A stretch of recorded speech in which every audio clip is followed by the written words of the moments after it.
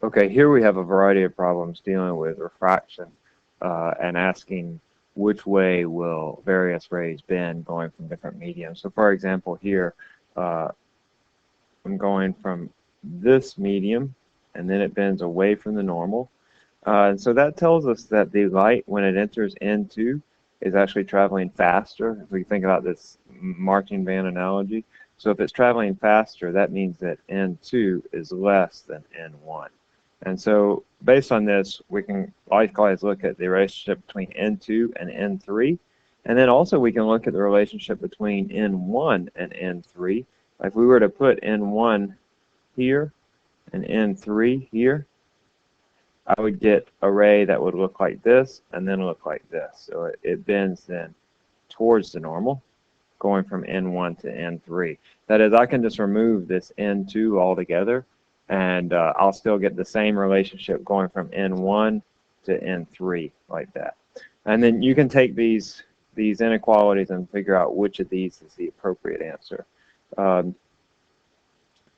This is an application of Snell's law, the law of refraction. N1 sine theta 1 is equal to N2 sine theta 2. And then you can also say that N2 sine theta 2 is going to equal N3 sine theta 3. And then in this, we're looking now for theta 3. I'll leave you to do that on your own. This is another refraction problem. I'll leave you to think about that. Now let's move on to total internal reflection. Now total internal reflection is really just a special case for refraction where the refracted angle is 90 degrees.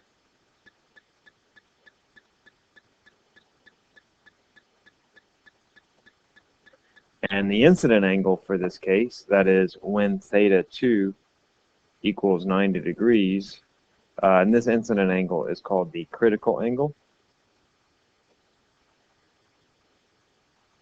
But otherwise, this all works exactly like it did with the law of refraction.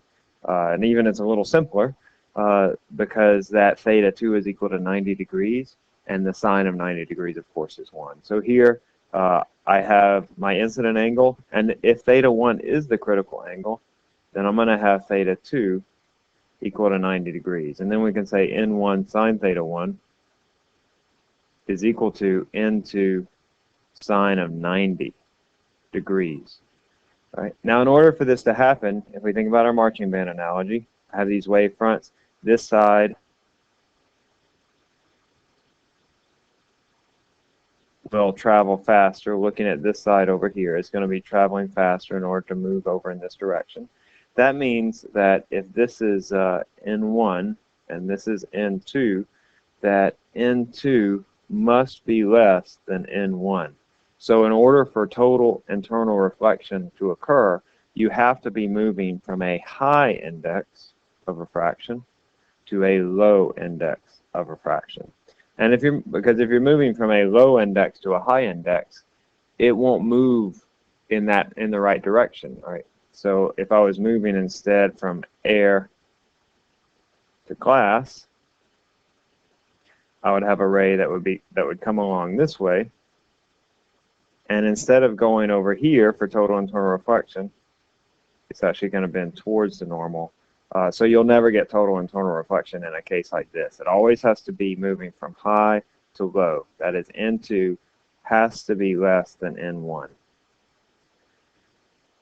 All right, here's a couple of videos. The disappearing coin trick, which is an application of total internal reflection. Even though it's called reflection, it's not really reflection, by the way, it's refraction. And here you take a coin and you put it underneath the glass. And if you look from the side of the glass, you can see it just fine.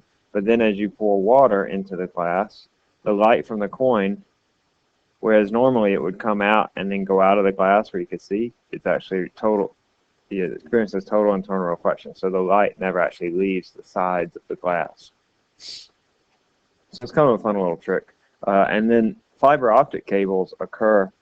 This is really just sort of for your own interest. Actually, first, the disappearing coin trick. You can watch it here. And then also this how to make fiber optics. Fiber optics operate by total internal reflection. You have a cable, that is made of some material, plastic or glass or whatever, and light enters it. Light enters the cable, and then it travels along, experiencing no loss because it has this total internal reflection. Oftentimes they will put a protective sheath around this, right? But the protective sheath is not really needed.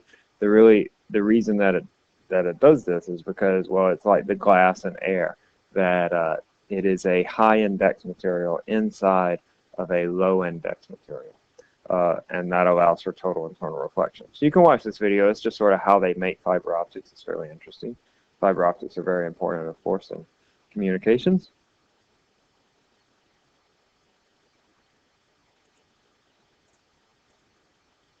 And we'll pick back up with the electromagnetic spectrum.